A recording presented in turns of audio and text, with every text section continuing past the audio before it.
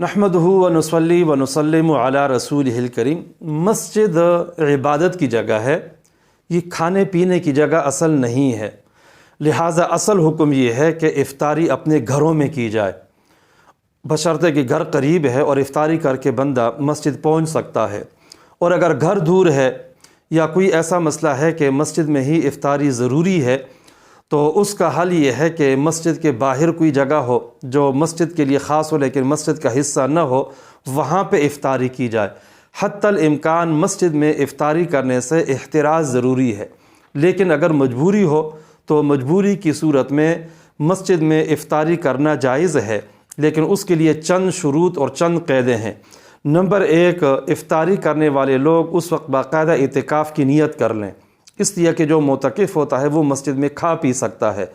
Number 2، کہ مسجد کا تلوث نہ ہو، مسجد پہ کوئی وہاں کھانے پینے کے ذرات نہ گرے، مسجد خراب نہ ہو۔ اس کا طریقہ یہ ہے کہ وہاں دسترخوان بچھا لیا جائے یا کپڑا بچھا لیا جائے تاکہ ذرات مسجد پہ نہ گریں۔ تیسری شرط یہ ہے کہ جو ہی نماز کا وقت ہو تو اس سے پہلے ہی افطاری سے بندہ فارغ ہو جائے۔ چوتھی شرط یہ ہے کہ ہماری افطاری کی وجہ سے وہاں کسی بھی نمازی کو کوئی ایذا نہ ہو، تکلیف نہ ہو۔ اگر ان شرائط کا لحاظ رکھا جائے تو مسجد میں افطاری کی جا سکتی ہے۔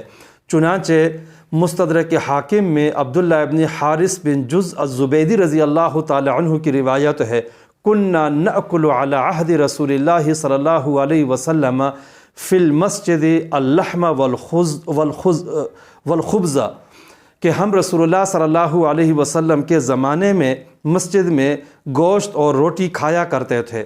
اس سے جواز معلوم ہوا، لیکن ضرورت کے وقت آپ صلی اللہ علیہ وسلم کی جو مسجد تھی، مسجد نبوی، وہ انتہائی سادہ تھی، وہاں تو لوگ جوتے پہن کر بھی جا کر نماز پڑھ دیا کرتے تھے، لیکن آج کل چونکہ مسجدوں کی نوعیت بہت مختلف ہے، اس لیے حتی الامکان احتراز کرنا چاہیے۔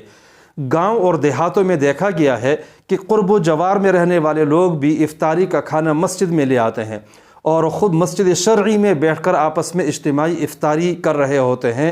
یہ کوئی مناسب عمل نہیں ہے۔